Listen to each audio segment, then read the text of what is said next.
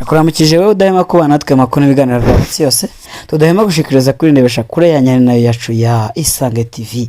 Kuri Isange TV niho tubashikiriza amakuru atandukanye avanye n'isata bitandukanye, igisata cya politiki, indero, umutekano, amagara y'abantu, uburimyi ndetse n'ahandi hose, maze amakuru akabashikira ku gihe. Ni mu nyuma rero yo kuba twabaze gukora amatohoza yimbitse avanye n'amasoko yacu yizewe. Ko rero amakuru ahora abashikira minsi yose kandi rwose aba ameze neza. Reka nisabire wewe utari wafyonda subscribe cyangwa se sabone kugira ufyonde ko maze amakuru ajya gushikira kugiye. Ni mu nyuma rero yo kubona notification mu gihe wafyonze no kukayogera. Uyu munsi turafisi ya makuru ameze neza cyane. Aha rero mu gisata cya politiki nkuko twaje tubibabwira, abategetsi se bacu bariko baravuga iki, bimeze bite, byifashe bite. Turajya cyane muri Ruyigi, ese impunzi z'Abarundi zimeze zite, zibayeho zite, turabinjira maze tugire ibyo tubashikiriza. Reka rero nisare rero utari wafyonda subscribe kugira fyonde ko rero nkuko nabibamenyesheje. Rero reka tudatevye tubagezeho hano makuru ku buryo bw'idonido. Kigoma, uruyigi rw'impunzi z'Abarundi ruteye ubwoba mu makambi no mu micungararo. Kigoma wa 8/26 umutekano uri uranyuka cyane mu buraruko bushira uburengero bwa Tanzania. Abategetsi bo mu karere ka Kigoma karimwe amakambi ya Nduta na Nyarugusu batangaje igikorwa cyo guhiga abimukira batagira ivyangombwa. Mubo bashaka cyane ibihumbi vy'impunzi z'Abarundi bikekwa ko vyinyegeje kugira niba batahukanwe ku nguvu. Igikorwa gikomeye cyane. Urongoye ako karere Simosiro ku wa gatanu uheze yarerekanye idonido ry'ico gikorwa imbere y'abategetsi b'igipolisi, igisirikare n'abajejwe abinjira n'abasohoka. Impunzi zose zinyegeje mu makarsiye mu mihana itandukanye zitegerezwa kuronderwa zishikirizwe ubutungane nk'abimukira bo mu kinyegero, hanyuma zisubizwe mu gihugu cyahazo, niko yavuze. Ico gikorwa gitegekanwa kumara iminsi iri hagati y'indwi na 10 inyuma y'iminsi mikuru ya Pasika. Kikaba kiri mu mugambi wo kwagura buke ikambi ya Nduta. Ubwoba n'agahinda ibishikirizwa n'impunzi.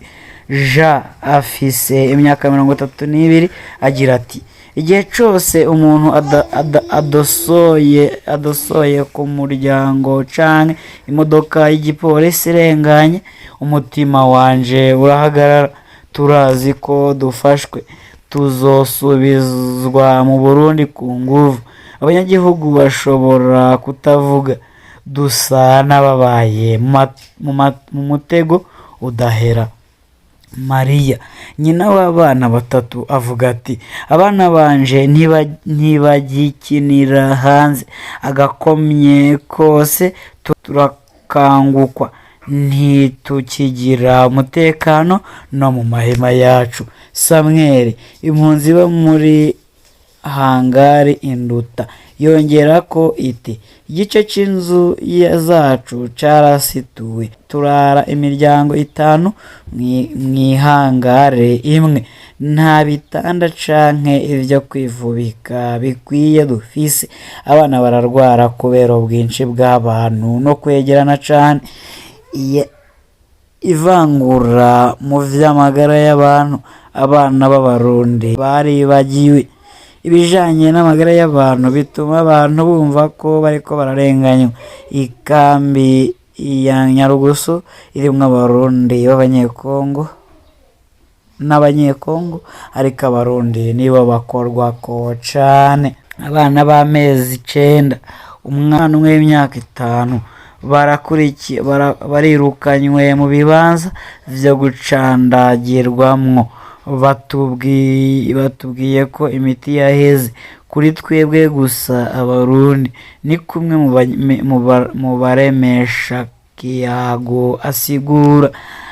Abana b'abanyekongo bo barahabwa incansho bisanzwe, n'ububisha n'ivangura, ihagarikwa no gupfungwa. Hafi abarundi 4,000 barapfungiwe mu mabusho muri Tanzania kubera kutubahiriza amategeko yo mu gihugu, nk'uko vyavuzwe n'umushikiranganji w'imigenderanire n'ayandi makungu w'u Burundi Edouard Bizimana.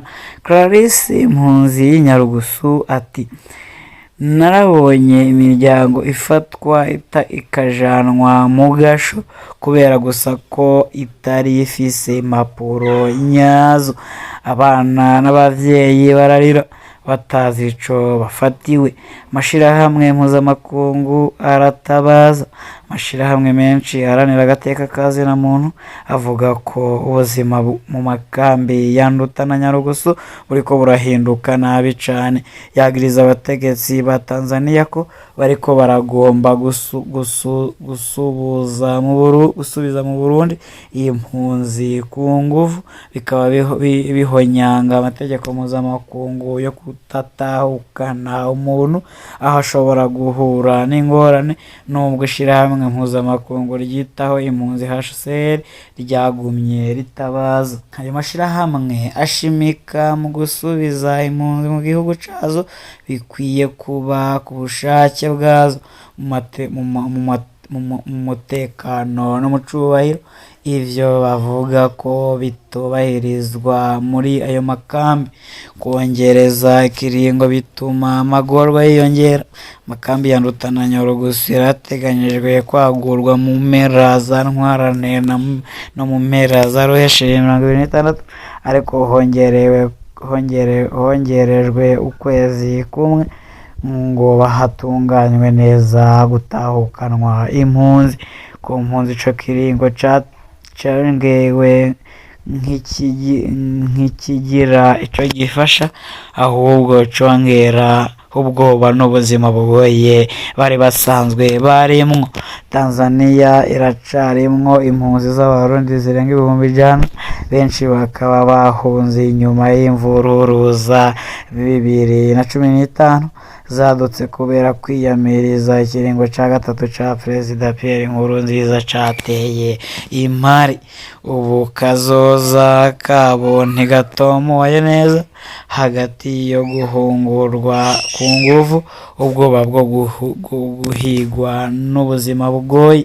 Ibi rero nibikomeza kwibonekeza cyane se bikomeza kugaragara ku bibazo by'impunzi z'abarundi aho ziherereye hose, yaba iziri muri Kongo, yaba iziri muri Tanzania n'ahandi, uretse ziri mu Rwanda gusa nizo zitekanye.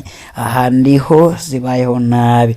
Vyifashe bite? Bizogenda gute? Kazoza kazo nakahe? Aya rero niyo makuru twari tubafisiye, none dushimira gudahema kubana twe makuru n'ibiganiro vya minsi yose. Kukuri n'iteka n'umunezero ntangere kuba tubafise, kandi turabakunda cyane. Mukomeze kugira amahoro y'Imana kandi muhahe muronke.